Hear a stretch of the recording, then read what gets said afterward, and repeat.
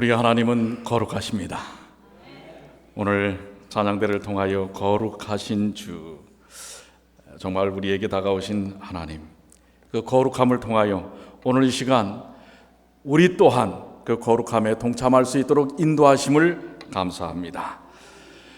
마가복음 8장 21절을 통하여 아직도 뭐하지 못하느냐?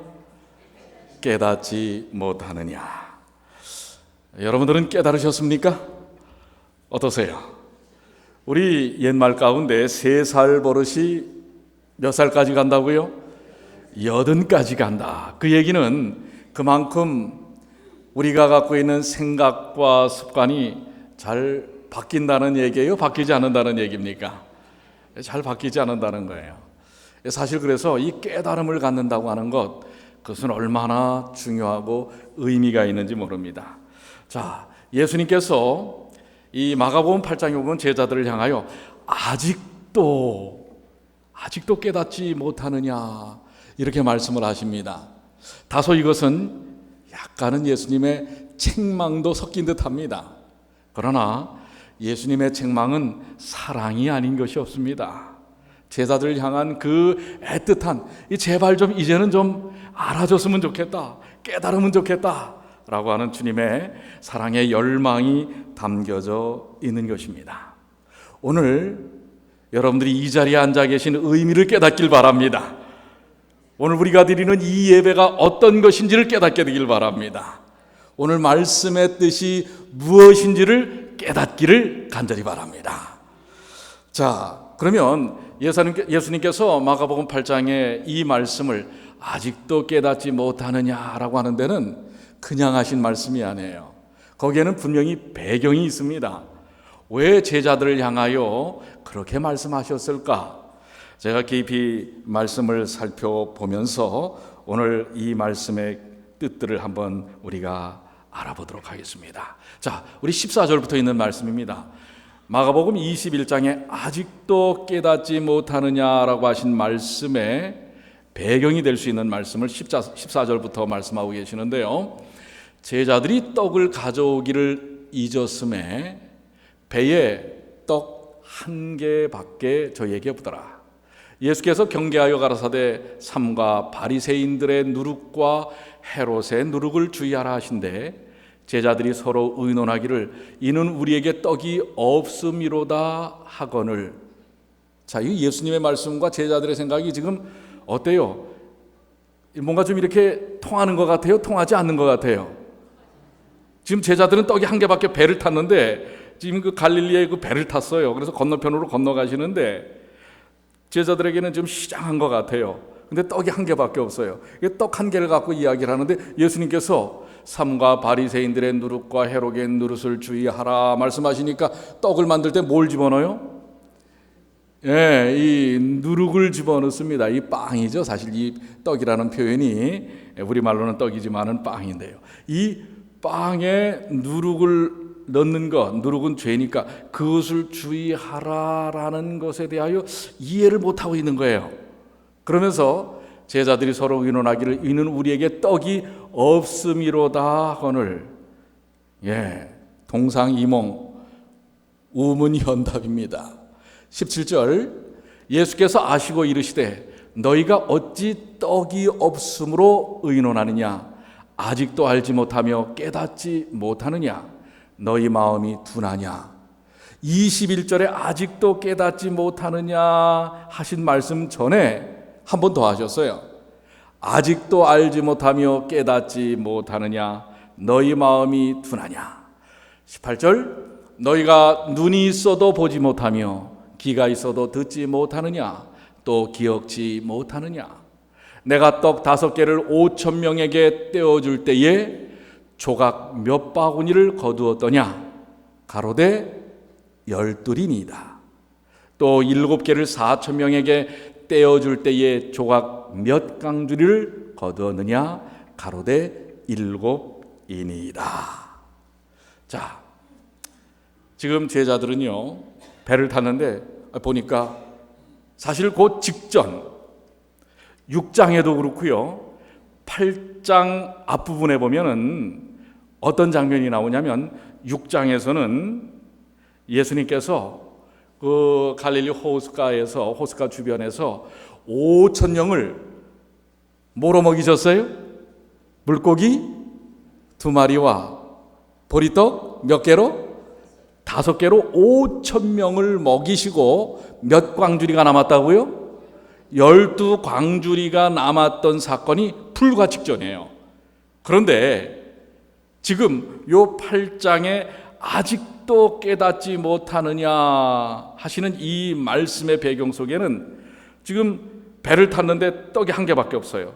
출출합니다. 이거 어떻게 해야 되나?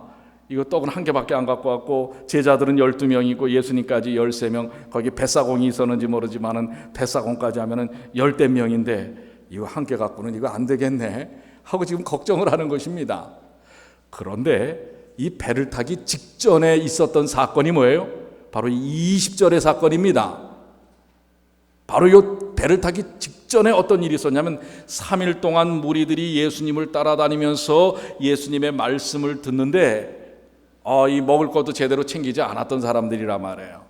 그런데 말씀에 심취해서 예수님의 말씀을 듣는데 깊이 젖어 있는 사람들을 어떻게 할 것인가 했을 때 예수님께서 이번에는 2여 5병이 아니라 2여 7병입니다. 물고기 2마리하고 떡 몇 개요? 7개예요. 이번에는 7개를 가지고 몇 명을 먹이셨어요?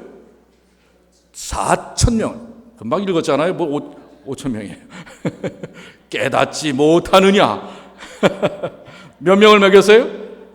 4,000명을 먹이셨단 말이에요. 그리고 몇 광주리가 남았어요? 몇 광주리예요? 7인이다. 7광주리가 남았는데 그건 아마 거기다 이제 다 사람들 주고 그냥 온 모양이에요. 그런데 지금 떡 한 덩이 때문에 지금 뭘 걱정하는 거예요? 굶을 걸 걱정하고 있단 말이에요. 자, 여러분들 이해가 되십니까?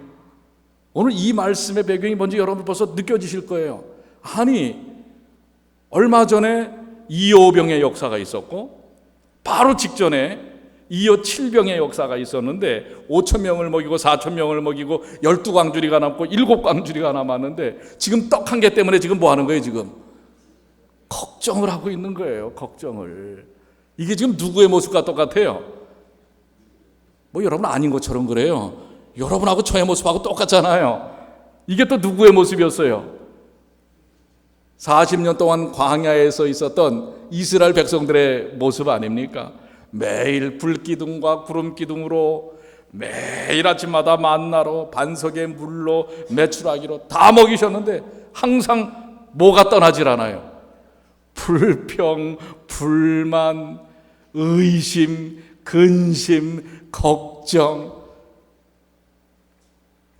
하나님이신 예수님을 그렇게 따라다니면서 수많은 병자들이 고쳐지고 놀라운 기적의 역사가 일어나는 것을 보았단 말이에요.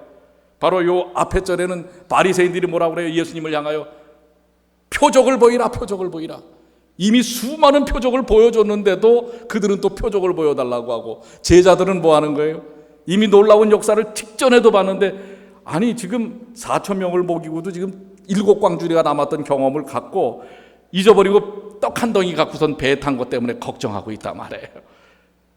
자, 이게 오늘날 인생들의 모습입니다.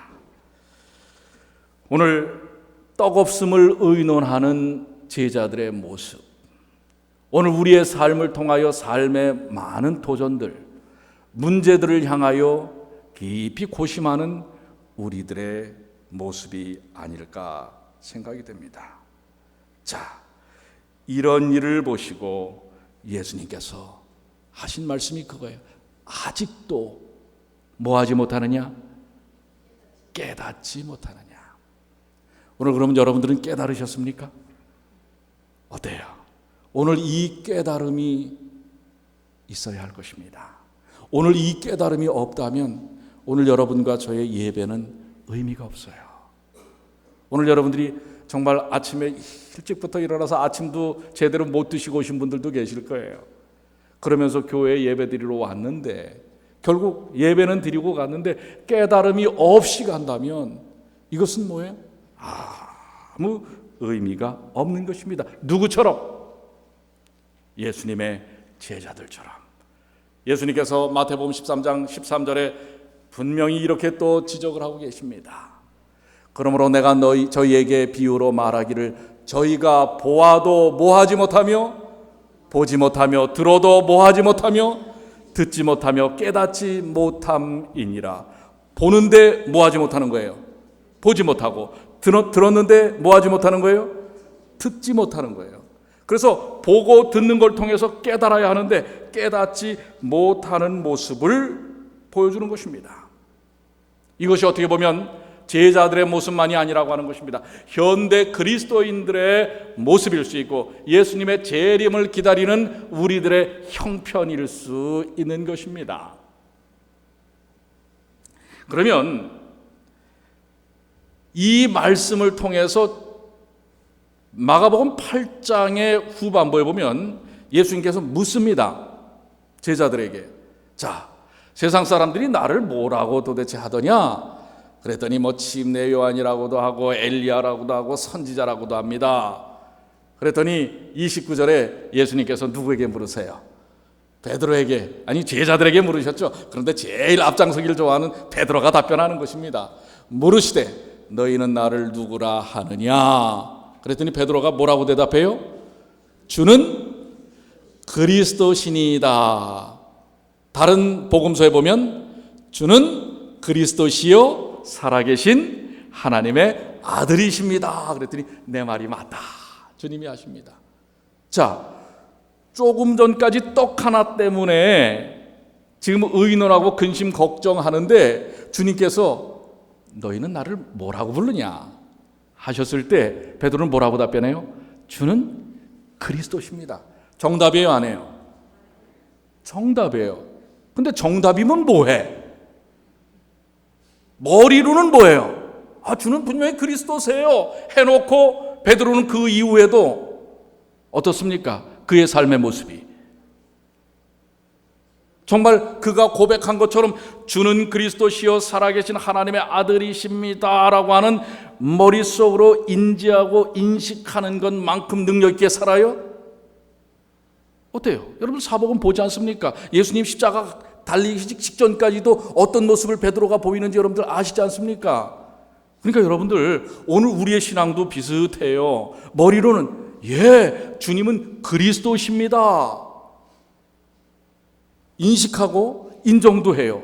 그런데 삶을 통해서는 또 여전히 뭐가 없으면, 떡이 없으면 뭐 하는 거예요? 근심하고 걱정하고, 그리고 다른 사람들보다 조금 더 주님에게 뭐 받고 싶어 하고, 인정받고 싶어 하고, 나서고 싶어 하고. 이게 지금 베드로의 모습이에요. 진정한 깨달음이 있었는가? 예수님의 8장 21절의 말씀처럼 아직도 깨닫지 못하느냐? 여러분들 깨달음이란 무엇입니까? 깨달음은 아는 것입니다. 아는 것인데 머리로만 아는 것이 아니라 삶을 통하여 아는 것입니다. 여러분 우리 흔히 이 깨달음에 대하여 알에 대하여 이야기할 때 우리 처녀 마리아의 이야기를 맞이하지 않습니까? 천사가 와서 내가 이제 아이를 낳을 것이다 그랬더니 마리아가 뭐라 그래요? 난 아직 누구를 알지 못한다고요? 남자를 알지 못합니다. 그런데 이 성년이 된 마리아가 남자를 지적으로 알지 못한다는 얘기예요? 그 얘기는 아니죠. 알죠. 남자가 어떤 성향인지 알죠. 그러나 뭐 하지 않았다는 거예요? 체험해보지 않았다고 하는 것입니다. 처녀이기 때문에.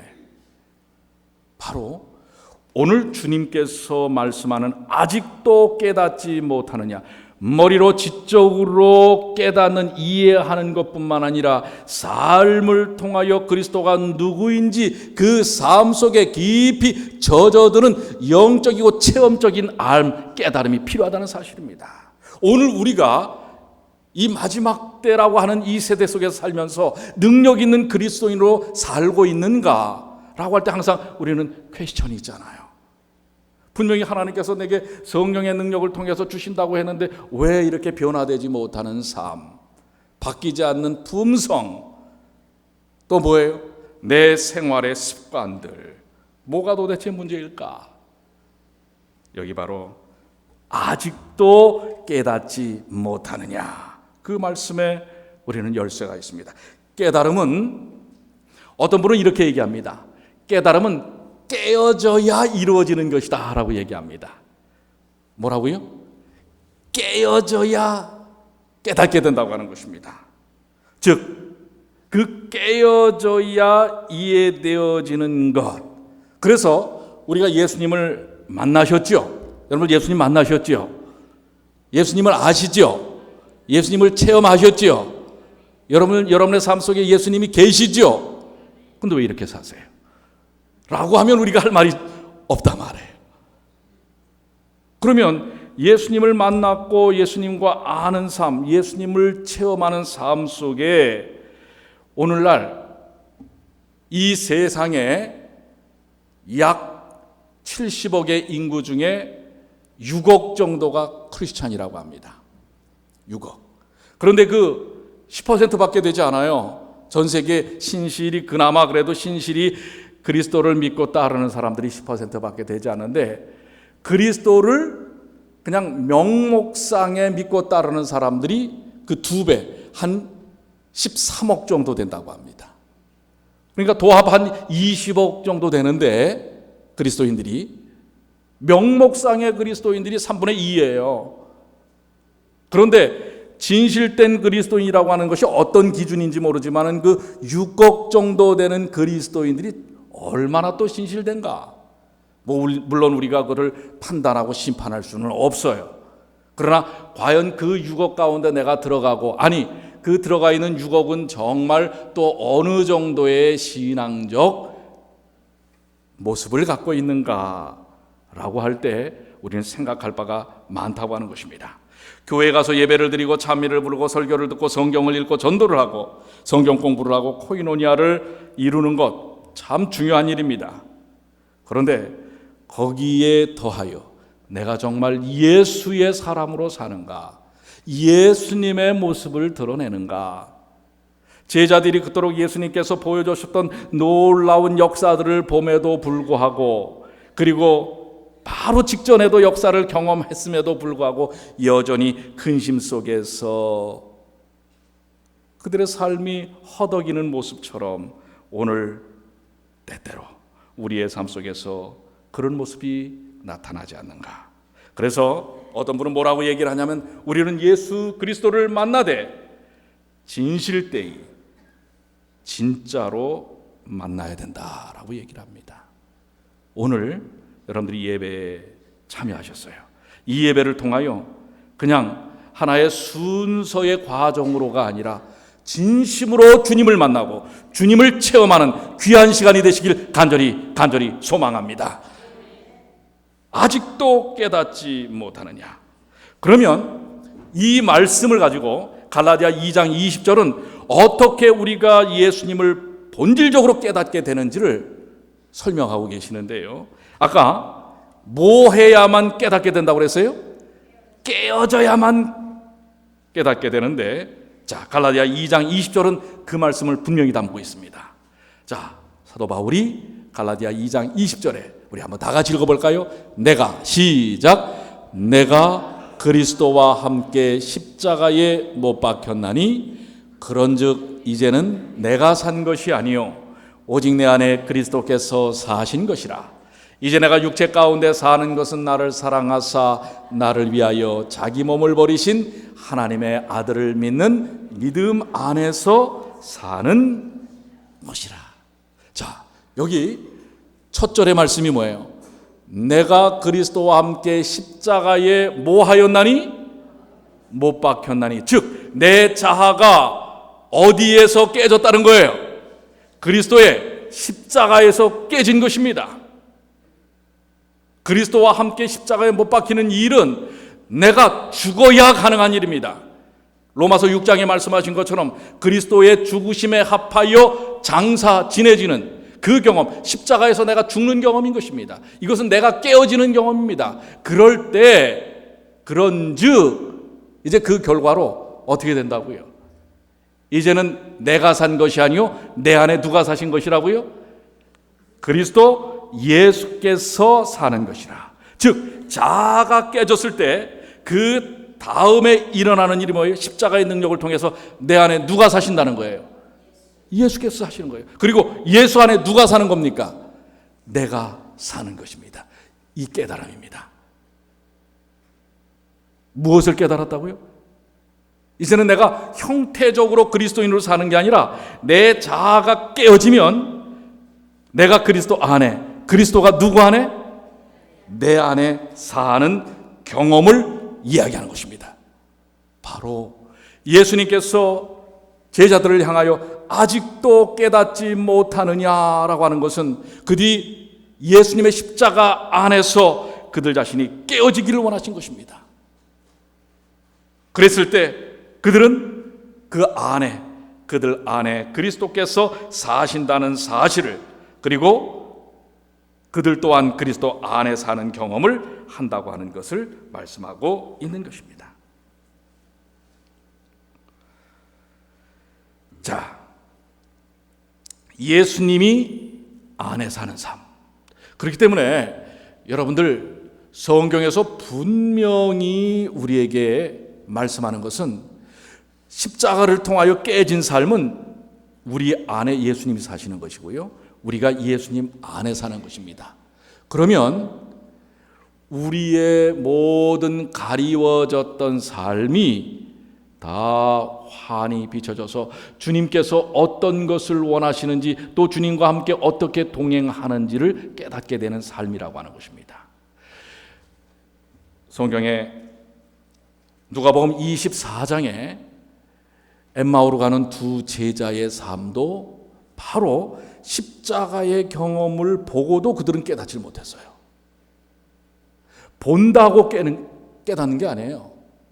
그것을 보면서 자신이 그 십자가로 깨어져야 깨닫는 것입니다. 자, 15절에 보면 저희가 서로 이야기하며 문의할 때 예수께서 가까이 이르러 저희와 동행하시나 저희 눈이 가리워져 그인 줄 알아보지 못하거늘. 지금 이제 예수님께서 십자가에 달려 돌아가신 그 사건 이후에 이미 지금 부활을 하셨는데 부활을 지금 아직 깨닫지 못하고 있어요. 그래서 이들이 실망과 낙담 가운데 고향 엠마오로 돌아가고 있는 것입니다. 그런데 저희 눈이 어떻게 됐다고요? 가리워져 가지고 지금 누가 옆에 계시는데, 예수님이 계시는데 깨달아요, 못 깨달아요? 깨닫지 못하고 있는 것입니다. 자, 17절, 예수께서 이르시되 저희가 길 가면서 서로 주고받고 하는 이야기가 무엇이냐 하시니 두 사람이 슬픈 빛을 띠고 머물러 섰더라. 저희가 서로 말하되 길에서 우리에게 말씀하시고 우리에게 성경을 풀어주실 때 우리 속에서 마음이 뜨겁지 아니하더냐. 이 마지막 절은 32절이에요. 껑충 띄어서 이제 예수님과 계속해서 말씀을 나누는데 이제 그 말씀이 너무나 마음에 와닿아서 우리 집으로 좀 같이 들어가시죠 하고 강권하고 음식을 내놓고 축사하신 다음에 어떻게 됐어요?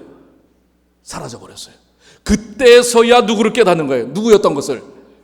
예수님을 깨달으면서 그들이 고백을 하길 뭐라고 고백을 해요?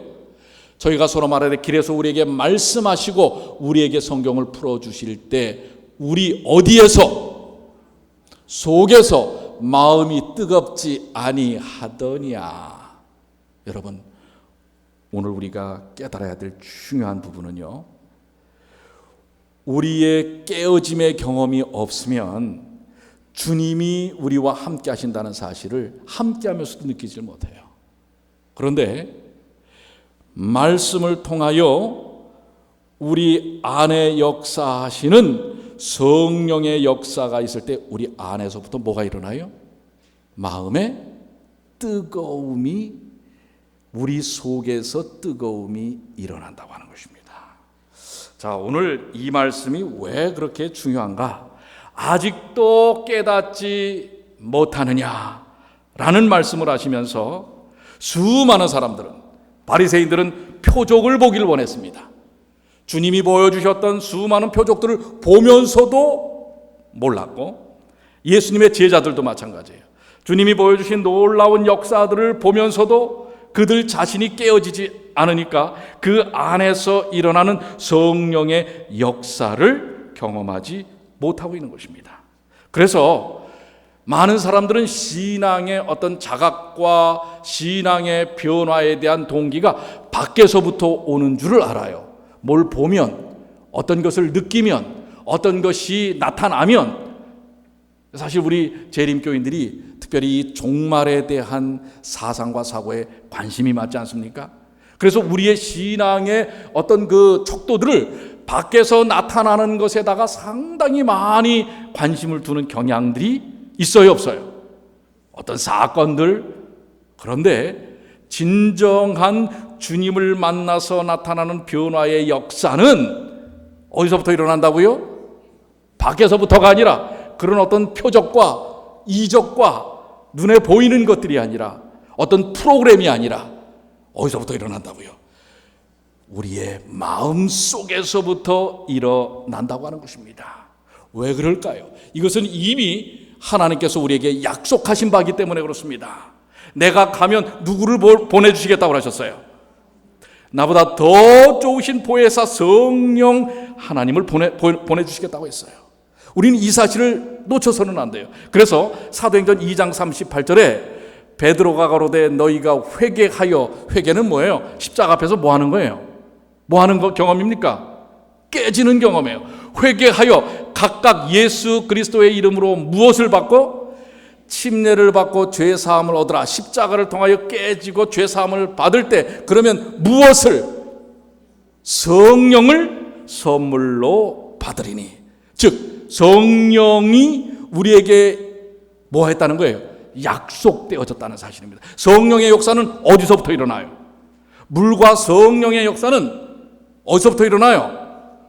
우리의 삶 속에서, 우리의 마음 속에서, 우리의 속사람에서부터, 우리의 내면에서부터 일어난다는 사실을 기억해야 합니다. 그러니까 여러분들 신앙적 변화, 어떤 자극들을 밖에서 찾으려고 하지 마세요. 어디서 찾으셔야 된다고요? 이미 약속된 성령님을 통해서 내 안에서부터 일어나야 하는 것입니다. 우리의 믿음의 그 놀라운 선배들의 삶을 보면요, 다 성령의 역사를 통해서 그 안에서의 뭐예요? 회심의 변화의 역사가 일어나는 것입니다. 그러니까 여러분들 프로그램 너무 좋아하지 마세요. 밖으로 나타나는 어떤 그런 것들, 거기에 너무 여러분들 좌우되지 마세요. 이미 내가 그리스도의 십자가를 통하여 내 자아가 깨지면 내 안에서 성령의 역사를 통해서 속사람이 변화되는 놀라운 역사가 이 안에서 이루어진다는 사실을 기억하시게 되길 바랍니다. 그러니까 바로 주님께서 아직도 깨닫지 못, 떡이냐? 너의 삶의 모든 호구지책이냐? 겉으로 나타나는 어떤 증상들이냐? 징표냐? 예표냐? 아니라고 하는 것입니다. 오늘 이 예배를 통하여, 약속된 성령을 통하여 우리 속사람 안에서부터 변화의 역사가 일어난다는 그 놀라운 말씀의 약속을 확신하시게 되길 바랍니다.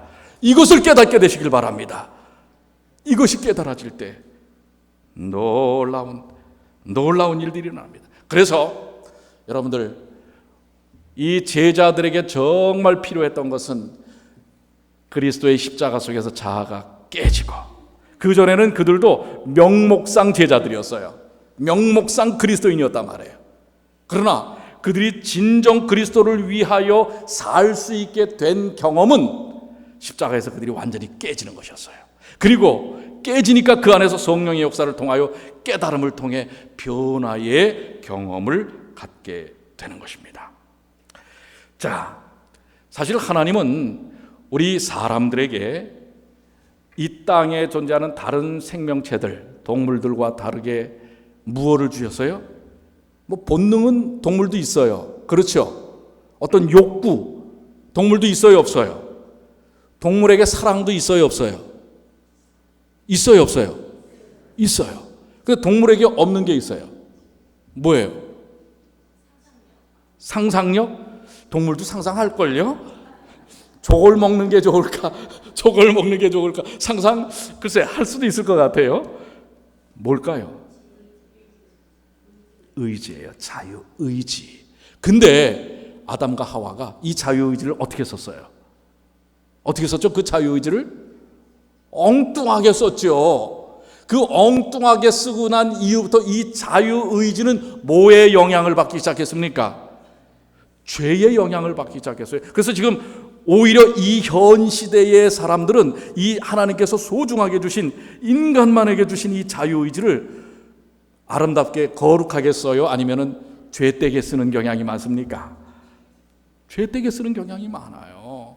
그래서 우리에게 주어진 이 자유의지를 이제는 순결하게 쓰는 패턴이 필요하고 접근이 필요해요. 이 자유의지를 어떻게 쓸까?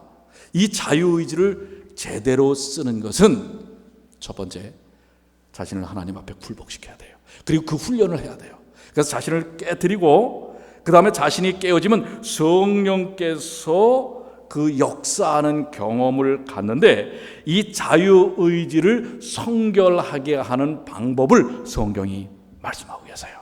오늘 사실 오늘의 핵심은, 우리 문제를 알죠. 우리도 떡 한 덩이 때문에 근심 걱정하지 않습니까?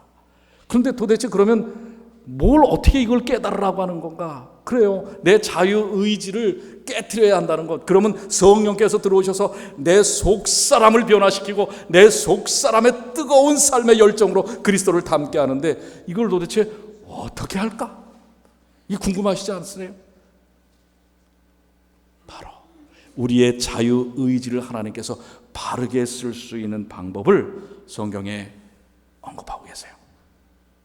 자, 한번 여호수아 1장 8절 한번 다 같이 읽어볼까요? 이 율법책을 시작.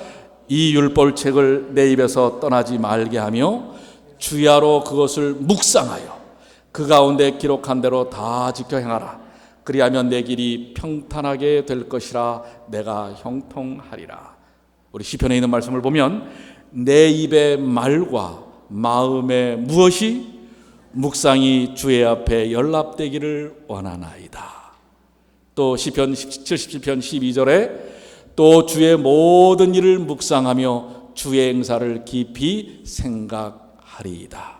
우리의 죄성으로 말미암아, 죄로 말미암아 우리의 자유의지가 거룩함보다는 죄에 이그러지고 망가져서 습관적으로 관습적으로 나타나는 그런 경향들이 참 많습니다. 이것을 바꿀 수 있는 방법은 주님의 생명의 말씀, 약속된 성령께서 우리의 삶 속에서 역사하실 수 있는 방법은 하나님의 말씀, 하나님의 역사하심, 모든 일을 뭐 하는 거예요?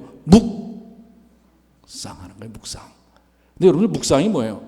여러분, 예배 시작하시기 전에 묵상해요, 안 해요? 묵상하십니까, 안 하십니까? 근데 묵상이 뭐예요? 어떤 분은 묵상하라고 하니까 묵상. 묵상이 뭐예요, 묵상? 마음을 어떻게? 하나님께 어떻게 드려요? 그러니까 뭘 알긴 아는 것 같은데 제대로는 몰라. 그러니까 묵상이 뭐예요? 그러니까 하나님께 마음을 어떻게 하라는 거예요? 드리란 말이에요? 어떻게 드려요? 어떻게 하면 드려요? 묵상에 대한 말의 다른 뜻은 침묵이에요. 뭐라고요? 침묵. 즉, 여기도 나와 있잖아요. 내 입의 말과 마음의 묵상이, 말과 생각을 일단 멈추는 거예요. 생각하지 마세요. 그냥 멈추고, 일단은 멈춰야 돼요. 그래서 여태까지 여러분들 떡 한 덩이 갖고 이걸 13조각 이렇게 잘라야 나한테 많이 오나? 이런 수많은 생각들이었잖아요. 우리의 삶 속에. 그런 것들이 얼마나 많아요. 이 떡 한 조각이 우리의 삶에 얼마나 많습니까?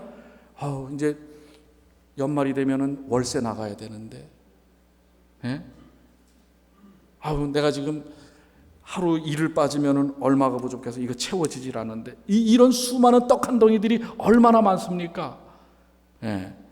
우리 박은희 집사님, 내일 우리 봄비 결혼하는데 이거 시집 보낸 다음에 내가 딸 보고 싶어서 어떡하지? 예. 걱정하지 마세요. 잘 살 겁니다. 얼마나 우리 떡 한 덩이가 많습니까? 이 지금 제자들도 이 떡 한 덩이, 지금 이 떡보다 더 중요한 생명의 떡이 예수님 앞에다 놓고 그 떡덩이를 두고선 지금, 그러니까 뭐예요? 그 떡덩이에 대한 생각 지금 일단 멈추라는 거예요. 예. 일단 세상의 모든 생각과 근심 걱정 일단 딱 멈추라는 거예요. 멈추면 누가 들어오시겠다고요? 누가 들어오시겠다고요? 그 의지를 여러분들이 사용하셔야 돼요. 멈추면 그 다음에 약속된 누가 오신단 말이에요? 성령께서 오신단 말이에요. 그러니까 여러분들 예배도 마찬가지예요. 예배를 탁 하면서 다른 잡다한 생각에 대한 모든 것을 멈추고 이 예배에 참석을 하셔야 돼요. 그런데 여러분들 생각은요 상당히 유기적인 관계가 있어요. 여러분들도 그런 경험할 거예요. 어떤 생각은 꼬리에 꼬리를 물습니다. 이 생각이 그 다음 생각으로, 그 다음 생각이 그 다음 생각. 그러니까 생각을 멈추라는 거예요. 하나님 전에 나왔으면 생각을 멈추라. 이거 파트락, 지금 파트락 생각하는 분들 계시죠? 예? 멈추라 말이에요. 오늘 오후에 뭐 할 일 생각하는 분들 있죠? 멈추라 이거예요. 다음 주에 뭐 해야 될 거 멈추라 이거예요. 아유, 저 사람 이거 멈추라 이거예요. 예? 그래야 뭐예요? 누가 역사하는 거예요? 성령이 역사하는 거예요. 그러면 그 다음에는 누가 그 모든 것을 다 행사하시는 거예요? 하나님께서 행사하신단 말이에요. 그래서 가슴이 뜨거워지는 거예요. 자, 오늘 깨달음이 뭔지 아세요? 아직도 깨닫지 못하느냐? 예수 그리스도를 그 앞에다 두고선 다른 생각하고 있는 거란 말이에요. 그러니까 생각을 멈추고 말을 멈추고. 그러니까 여러분들 적어도 안식일에는요 말을 멈추세요. 그래야 뭐가 나오기 시작해요? 기도가 나오고 찬양이 나오기 시작하는 거예요. 근데 여러분의 생각을 여전히 바라고 발전시키면 성령이 역사할 자리가 없는 거예요. 이 의지는 여러분의 몫이에요. 제자들의 몫이었단 말이에요. 그래서 예수님께서 안타까운 거예요. 그것만 멈추고 누구만을 바라보면 됐었는데 그냥 예수님 안에 자기들을 깨트리면, 아니 조금 전까지 4,000명을 먹였는데 말이에요. 조금 전까지 우리의 삶을 하나님이 생명으로 인도하셨는데 그거 다 잃어버리고 다 놓쳐버리고 엉뚱한 생각에 지금 쌓여있단 말이에요. 지금 시간 다 됐는데 요 생각 멈추란 말이에요. 어차피 끝나니까. 예? 생각을 멈춰야 돼요. 그렇지 않으면 누가 역사하시잖아요? 성령께서. 이제 저는 정말 말씀을 드리려고 하면서 시대소망에 이런 말씀을 하고 계세요. 참 너무 좋습니다. 많은 사람들이 예배에 참석하여 하나님의 말씀으로 소생과 위안을 얻는다. 그러나 그들은 묵상과 경성과 기도를 등한히 함으로 말미암아 축복을 잃어버리고 축복을 받기 전보다 더 심한 결핍 속에 빠져있는 자신들을 발견한. 그러니까 여러분들 예배 때는 정말 좋았는데 집으로 돌아가면 왠지 허전하고 더 많은 흔들림 속에 있는 이유가 묵상과 경성과 기도를 등한히 했기 때문에 그래요. 그러니까 여러분들 목사가 어떤 말을 하느냐 이거 중요하지 않아요. 하나님께서 내게 역사하시도록 내 생각과 말을 멈추는 거예요. 한 말씀 더 봅니다. 126쪽에 묵상과 기도는 우리로 위험의 길로 무모하게 들어가지 않도록 지킬 것이며 많은 패배를 면하게 해줄 것이다. 자, 이제 우리가 무엇을 깨달아야 할지 여러분들 아시겠습니까? 묵상해야 합니다. 우리의 생각을 멈추고 우리의 말을 멈추고 침묵함으로 성령께서 역사하도록요. 그럴 때 바로 에베소 3장 19절 그 넓이와 길이와 높이와 깊이가 어떠함을 깨닫게 되는 것입니다. 여러분들 그 깨달음은 많은 지적인 게 필요한 게 아닙니다. 많은 성경 공부를 해서가 아니에요.